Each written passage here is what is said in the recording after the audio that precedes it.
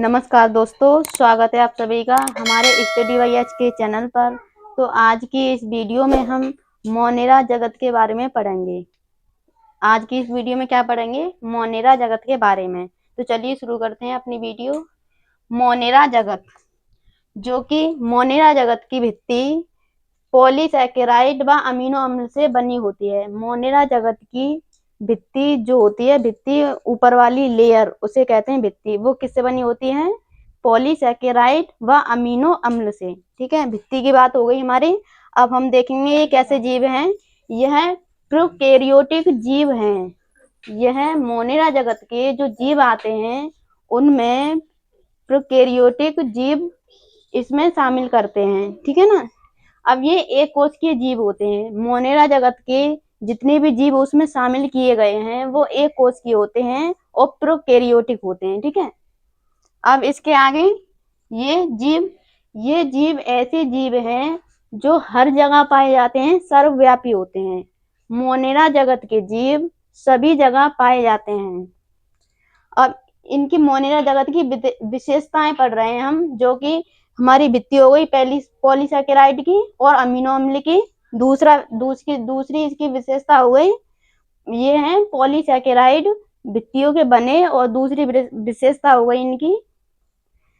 विशेषता हो गई ये है प्रोकैरियोटिक जीव। ठीक है। और तीसरी विशेषता हो गई ये सर्वव्यापी होते हैं, सभी जगह पाए जाते हैं। और चौथी विशेषता हो गई हमारी, इसका पोषण कैसा होता है? स्वपोषी भी होते हैं कुछ, और कुछ विषमपोषी भी होते हैं। ठीक है। कुछ अपना भोजन स्वयं बना लेते हैं, कुछ दूसरों पर निर्भर करते हैं। अगला जो पॉइंट है इसमें, अब ये जनन कैसे करते हैं? जनन करते हैं लैंगिक जनन द्वारा। ठीक है। अगर इनके लिए अनुकूल परिस्थितियां हैं तो यह किसके द्वारा जनन करेंगे? हमारा द्विविखंडन द्वारा। अगर इनके लिए अनुकूल परिस्थितियां हैं तो द्विविखंडन द्वारा ये अपना जनन करेंगे। अगर विपरीत परिस्थितियां हैं यानी प्रतिकूल परिस्थितियां हैं तो यह बीजाणु द्वारा अपना जनन करेंगे। ठीक है। अब चलते हैं आगे इनकी नेक्स्ट पॉइंट विशेषता का। इनके प्रकार में, मोनेरा जगत के प्रकार में हम कौन कौन से जीव पढ़ते हैं? तो एक ट्रिक है आयु साइन माई। तो आई से क्या हो जाएगा? आर्किबैक्टीरिया। यू से क्या हो जाएगा? यूबैक्टीरिया। और साइन से क्या हो जाएगा? साइनोबैक्टीरिया। और माई से क्या हो जाएगा? माइकोप्लाज्मा। ठीक है ना। इस ट्रिक से हम याद कर सकते हैं। अब एक एक करके इनके बारे में देखेंगे। पहला है हमारा आर्किबैक्टीरिया, जो कि प्रतिकूल आवास में भी रह सकते हैं। आर्किबैक्टीरिया। ठीक है। प्रतिकूल आवास कैसे?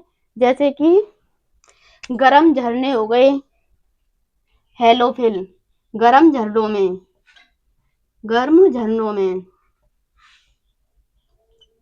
गर्म झरने में भी रह सकते हैं आर्किबैक्टीरिया। और मेथेनोजन दलदली क्षेत्रों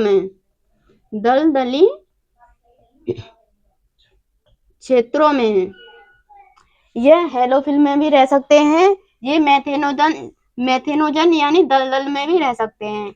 ये थर्मो एसिडोफिल यानी ताप, यहाँ पे ताप ज्यादा हो, ये ऐसी भी जगह रह सकते हैं हमारे ये आर्किबैक्टीरिया। तो आर्किबैक्टीरिया की विशेषता क्या हुई? ये प्रतिकूल आवास में भी रह सकते हैं, जैसे कि गर्म झरना हुआ। ठीक है। और तापमान ज्यादा हुआ वहां पर भी ये रह सकते हैं। और दलदली क्षेत्रों में भी रह सकते हैं और अवायवीय क्षेत्रों में भी रह सकते हैं, जैसे कि वहां पर वायु अनुपस्थित हो यानी वहां पर वायु नहीं हो, ये उस क्षेत्र में भी रह सकते हैं। अब हमारा आया यूबैक्टीरिया। ठीक है। आर्किबैक्टीरिया हुआ है हमारा कंप्लीट। अब आया यूबैक्टीरिया। यूबैक्टीरिया की क्या विशेषता है तो देखते हैं। यूबैक्टीरिया, इन्हें वास्तविक बैक्टीरिया कहा जाता है क्योंकि इनकी भित्ति जो है पेप्टिडोग्लाइकन से बनी होती है। यूबैक्टीरिया की कोशिका भित्ति यू बैक्टीरिया की कोशिका भित्ति पॉलीसैकेराइड की तो बनी होती है, मगर इसमें विशेष भित्ति होती है जो कि आर्की बैक्टीरिया और यू बैक्टीरिया को अलग करती है। तो वह चीज क्या है? हमारी कोशिका भित्ति, जो किसकी बनी होती है? पेप्टिडोग्लाइकन की, जो आर्की बैक्टीरिया को और यू बैक्टीरिया को अलग करती है। ठीक है,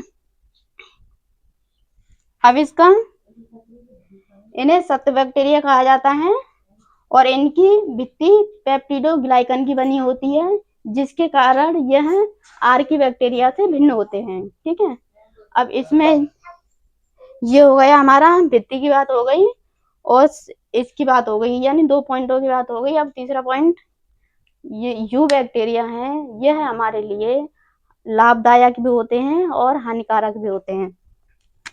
यहाँ पे लिख देते हैं लाभदायक कौन से? दूध से दही बनाने के लिए लैक्टिक एसिड बैक्टीरिया का यूज होता है। ठीक है, और इसके लाभ दूध से दही बनाने में है। अब हानिकारक, यह जीव और पौधों में दोनों में रोगजनक का काम करते हैं।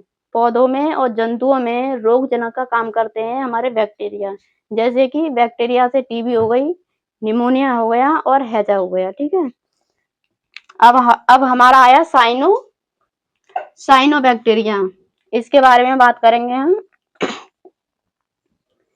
साइनोबैक्टीरिया की विशेषताएं जानेंगे। साइनोबैक्टीरिया एक कोशिकीय जीव, इसमें एक विशिष्ट प्रकार की कोशिका पाई जाती है जिसे हेटेरोसिस्ट कहते हैं। और इसका काम क्या होता है? नाइट्रोजन का स्थिरीकरण करने के लिए।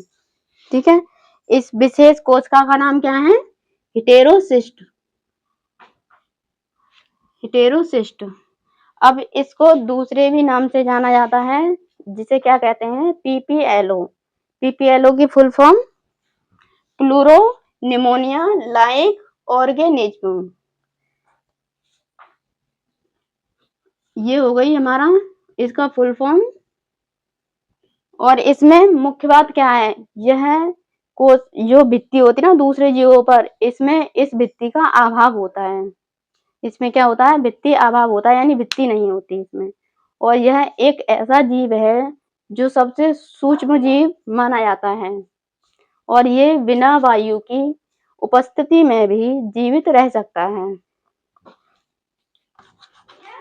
ये जो जीव है ना साइनोबैक्टीरिया, ये जीव बिना ऑक्सीजन के भी जीवित, ऑक्सीजन के बिना, ये जीव बिना ऑक्सीजन के भी जीवित रह सकता है। ठीक है, जीवित रह सकता है।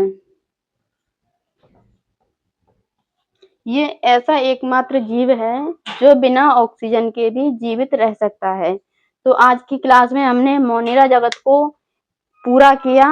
अगली वीडियो में हम नेक्स्ट टॉपिक के बारे में बात करेंगे। तो थैंक यू। वीडियो पसंद आई हो तो लाइक, सब्सक्राइब एंड अपने दोस्तों के पास शेयर करें। अब फिर मिलते हैं अगली वीडियो में। Thank you.